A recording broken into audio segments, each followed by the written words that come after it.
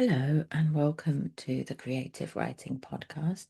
The title of this episode is Suddenly Alone. You'll need a pen and paper or the notes app on your phone, and the first few minutes will be a writing warm up. Then I'll talk a little bit about why I chose this topic, why I think it's an interesting one for writers to consider, and we'll get to the main writing session.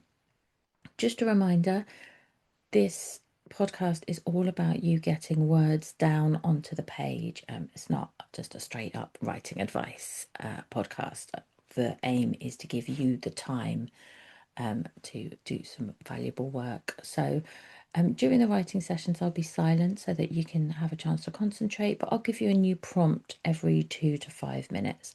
And the idea is really that I keep track of the time so you can concentrate on the writing. But of course, you can press pause whenever you like. If one prompt kicks off your imagination and you're away and you're getting into that flow state, then you can just choose to shut me up. Um, Towards the end of the main exercise, I'll give you an opportunity to do that very thing, to press pause, and you can carry on for longer if you like. I'll tell you when it's the last one. And at the end, we'll just have a bit of reflection on what we've managed to achieve. So, as promised, we're going to start with a warm up exercise. I would like you to imagine a place you know really well. Just fix it in your mind, get a really clear idea of it. So, this could be a place from a world you've created, or it might be like a crossroads near your home, but it's somewhere out on the street and it's usually busy.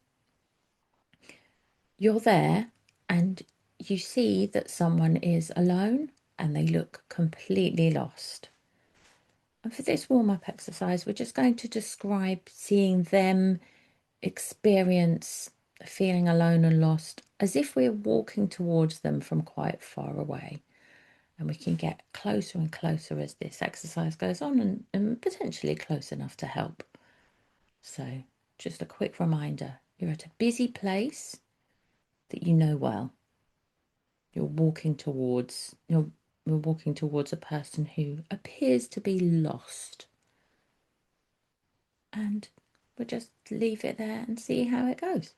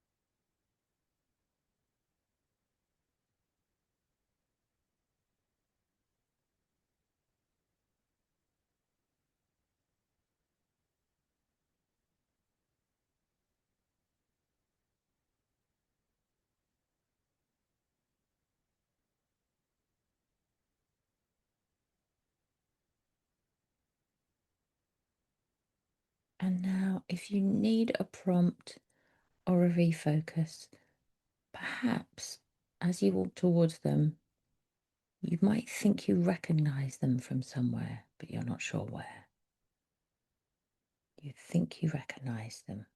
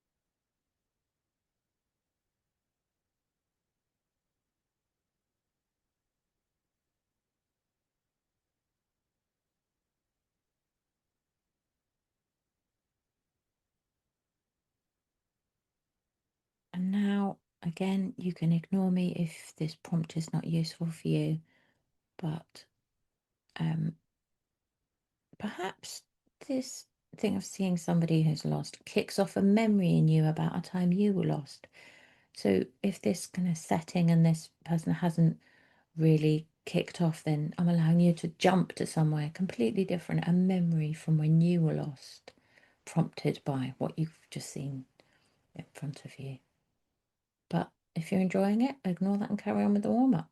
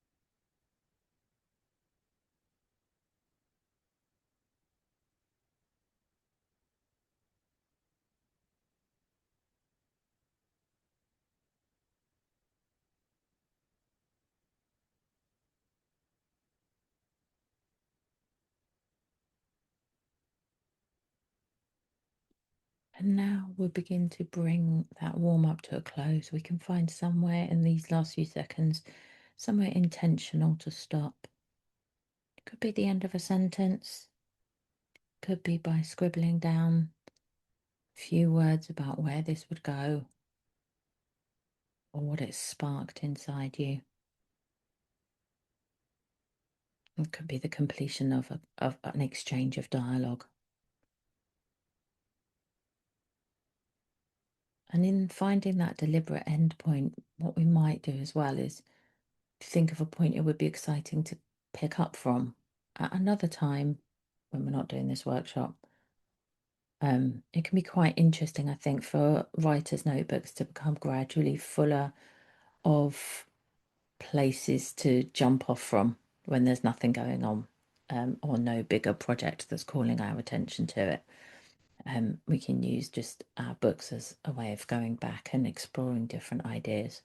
So if you've brought that to a close, then I just want to take a couple of minutes to chat about this idea of being alone and loneliness. And the inspiration for this workshop was that 8 days ago, it was Good Friday, and I had to go to a place in East London, which is a different area from the bit of London that I live in. And the most logical way of getting there was by bus, which I do all the time. But normally it's an area of London where I'd hop on the tube and get straight there. On this bus through East London, so it's an area that is perfectly friendly and nice, and it's the daytime and the sun is shining. Um, but it isn't familiar to me. I was travelling somewhere and I had to keep an eye on the stops and where I was going to get off and where my journey would conclude. For a long time, I was on a bus in East London in the middle of the day, completely on my own. Um, which in a city this busy is extremely unusual and very creepy. I was on the bus alone for about 20 minutes. Obviously, the driver was there, but he had stuff to do. Um, and that very rarely happens, even on a day like Good Friday. So it's obviously the fact that it was a holiday was why lots of people were not dashing about their usual business. It was very creepy because it went on for so long. You might sometimes in London be on your own on a bus for one stop especially if you're on a very local route outside the centre. But yeah, it's about 7 stops. I was like, oh God, where are we going? This driver could be taking me anywhere. I've got no idea. And it's all started to feel a bit weird.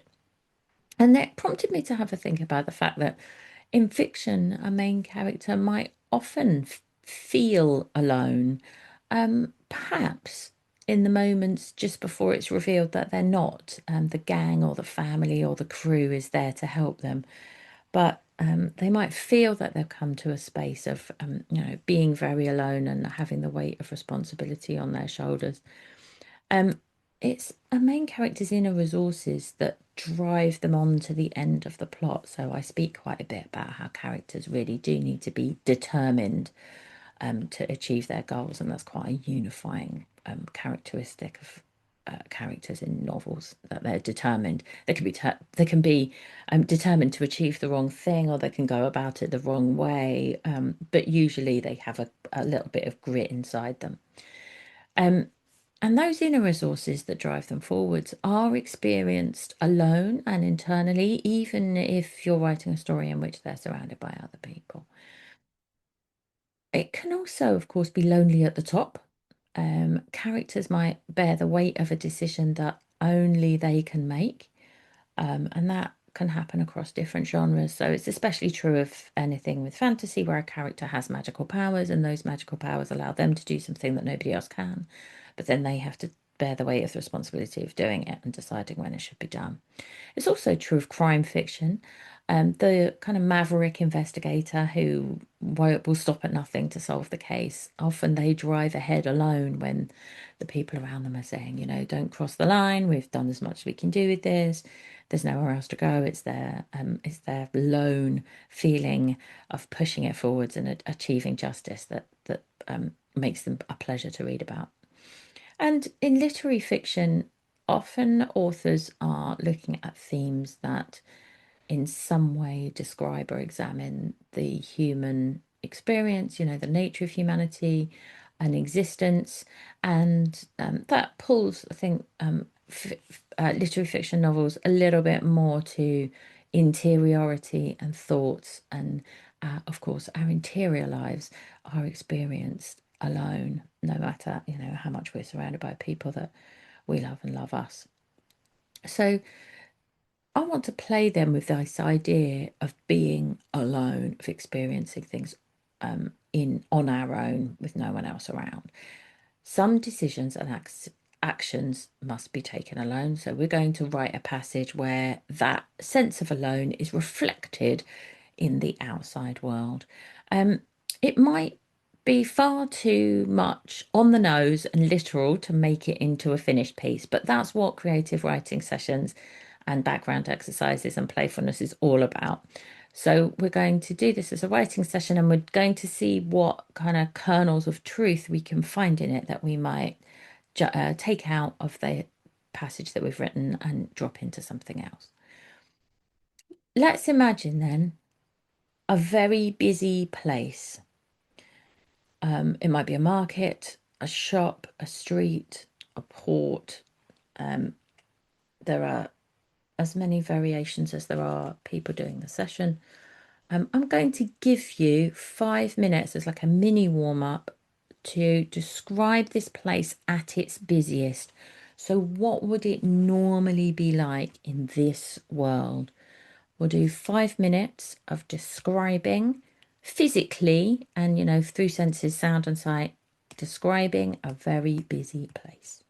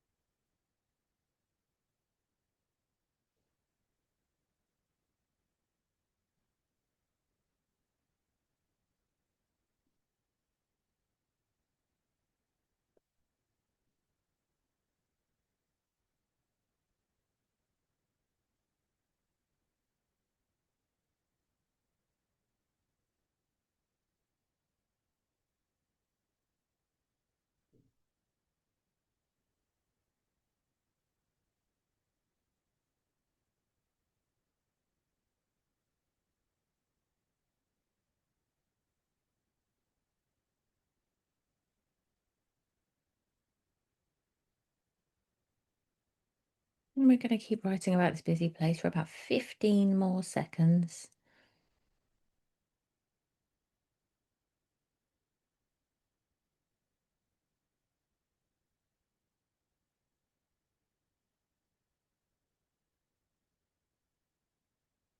And don't worry about where that ends. That's just your prep for what we're going to do next. So now, hopefully, what you've got down is a few sentences just describing a very busy place and what it looks and sounds like. And I just really wanted to anchor it in your mind and its day to day, its concrete existence. Now we're going to need a character to write about. As I say in all of these, if you have a character from a piece that you are working on and you want to do this from this character's perspective, then you can drop a character that you know well into this, and it's a way of you getting to know them better. If you don't currently have any kind of work in progress, then we're going to discover a character through this writing session. So by the end of this, you'll have a character that you know a little bit more about. They will, though, need some very basic things. Let's begin with giving them a name. Even if you write from the first person and they are referred to as I always think it's good for you to know their name, even if the reader doesn't. And we'll give them an age. And the reason we give them an age is sometimes we can get a little bit woolly and we might think of like a middle-aged character or a young character without really recognizing that, 44 is actually a bit different from being 49 and 21 is different from 25. So let's give them a concrete age in years. And if they're a fantasy character and they are 500 years old, then that's of course absolutely fine. I want you just to write a couple of little notes on their physicality because I think it has some bearing on the session that we're going to do today. So, is this person like big and imposing and very dominating? Are they small but fearsomely strong and very physically confident? Maybe they feel frail or vulnerable. Maybe they're very, very capable. I think it just goes to the nature of what it's like to be alone, sometimes how we experience like the power in our own bodies and the level of threat that surrounds us. I think that's what I'm trying to get to. So we're just doing a few notes. We're going to have a name, an age, a couple of bits of just about their physical, human, characterful presence. So this person is familiar with the setting that you have just described. It's a place they've been to before, and they would expect to find it very busy and humming and full of life. And for this writing exercise, they're going to go there and they are going to find it completely empty. So you can draw on the description that you've already produced as to what they particularly notice about this place. And they're going to experience being alone. So we have a character, we have a place that's normally busy, they're going to arrive. Suddenly in this place, they are alone. And I would like to invite you to begin with a couple of words on what time of day this person arrives, so that I, the reader, know exactly when this is set.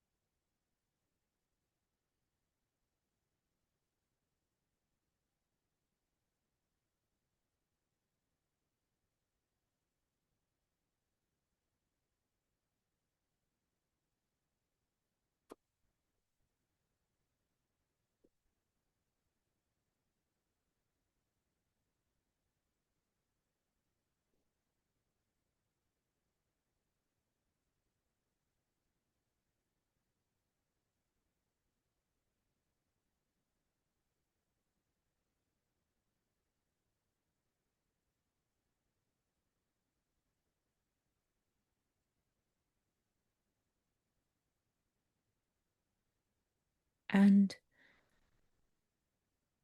if you're sort of still gradually finding your way into this one, um, I'm just going to invite you to um, concentrate on the sense of touch, potentially thinking about how touch might make this experience even more uncomfortable for your main character.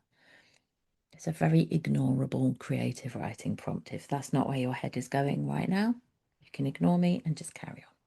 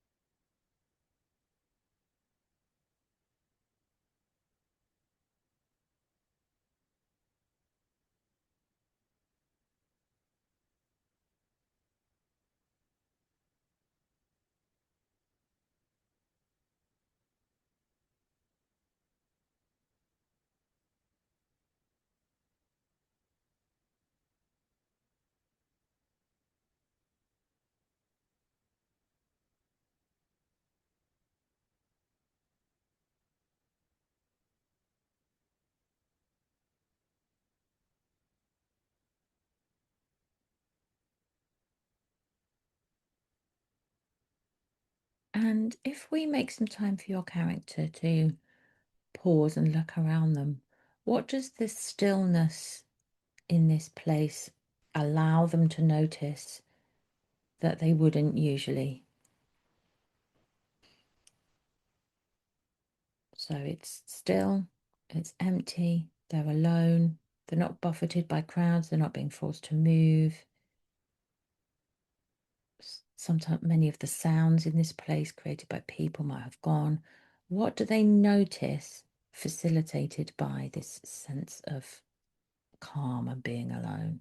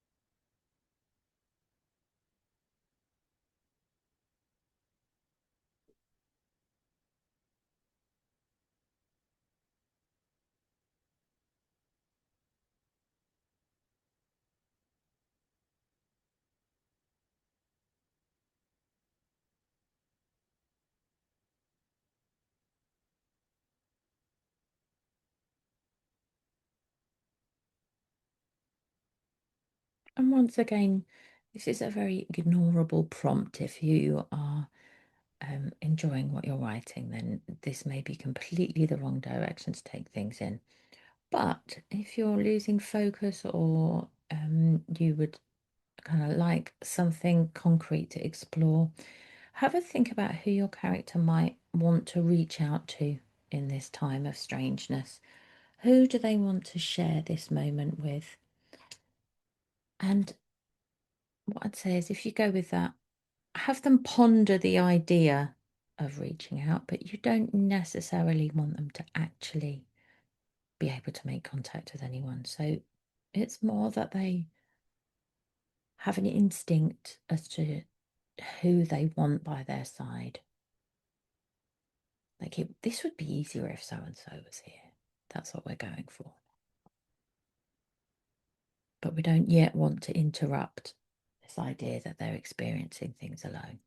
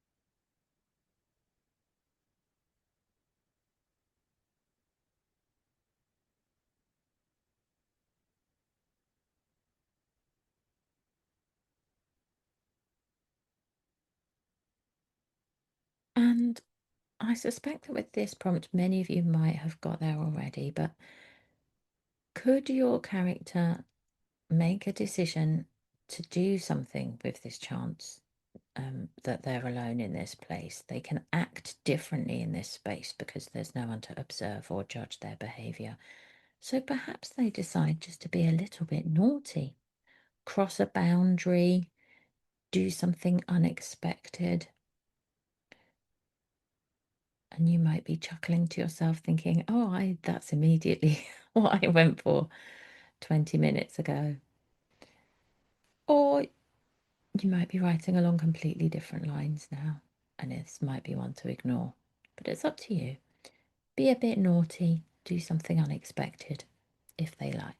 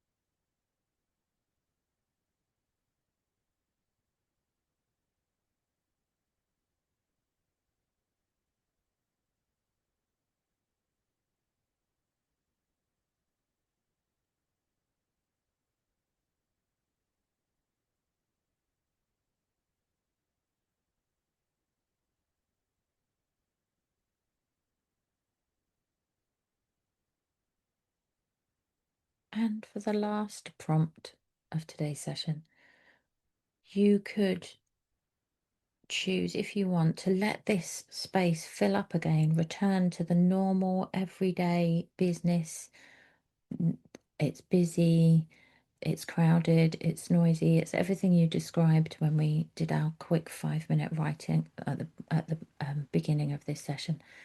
And having just seen it empty, your character can reflect on that difference from it being quiet to it being very busy. Once again, you're in control. I'm just making suggestions.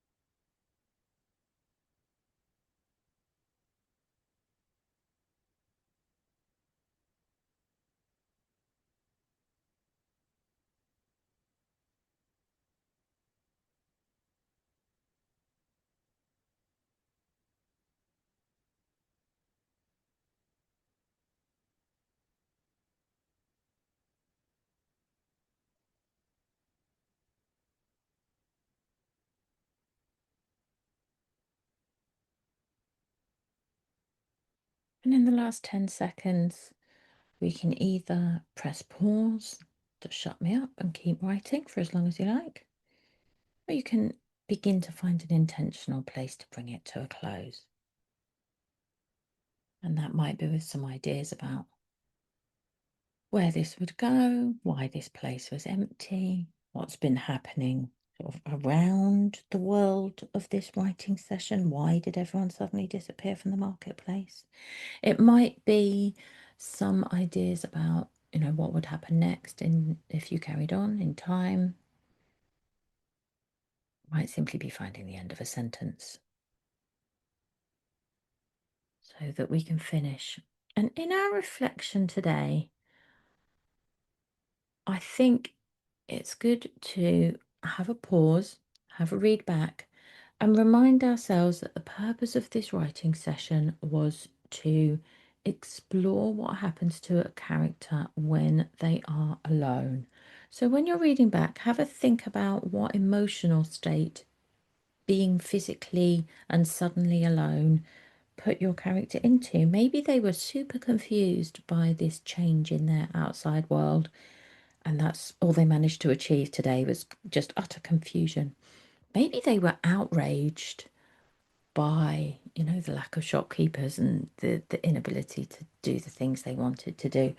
That speaks to their power and status in their own mind, doesn't it, if they responded with outrage? Maybe they were utterly lost and thought only of the people that could help them and how everything would be better if they were accompanied, they were part of a gang or a family. Maybe they were paralyzed by indecision, thrown by what was around them. They didn't really need anyone to fix it, but it just sort of rooted them to the spot a bit. Maybe they saw this as a problem to be solved and they instantly went into kind of determined problem solving mode. So we're really looking today for us to, this writing session is its own metaphor. What does physically being alone make a character think and feel? And how, in a longer piece, might we translate that into the burden of a decision? They're alone in the plot because if they're the main character, it's mostly happening to them. How can we transfer some ideas that we've explored today and some reactions and some instincts that that character has in that situation and potentially put it in another situation where, it's less on the nose. We're not discussing them being physically alone, but we're discussing that burden of having to make an important decision, decide when the crew are going to act, or whether or not to cut somebody out of the will, or how the investigation will proceed, whatever plot or genre you're working with. As we always do, I suggest that you read back and just highlight or circle any bits that made you laugh or made you cry or that you thought were particularly poignant, or where you've coined a great description or a snappy piece of dialogue that appeals to you. And the idea of that is that when you go back through your writing notebook, you can see very quickly things that might be the inspiration for another writing session. So if you can circle 3 things that you like, that's 3 more fun writing days of using that as the prompt or the first line, and just jumping off from there. And if you used your main character from a different piece of work, like a longer piece that you're developing, and this was a session to help you get to know that character, then our reflection might all be about what points in the novel that, or the longer piece that you are writing, might they experience feeling very alone, even if they're not? How will they respond? What actions might it inspire them to take that move your plot in the direction you need?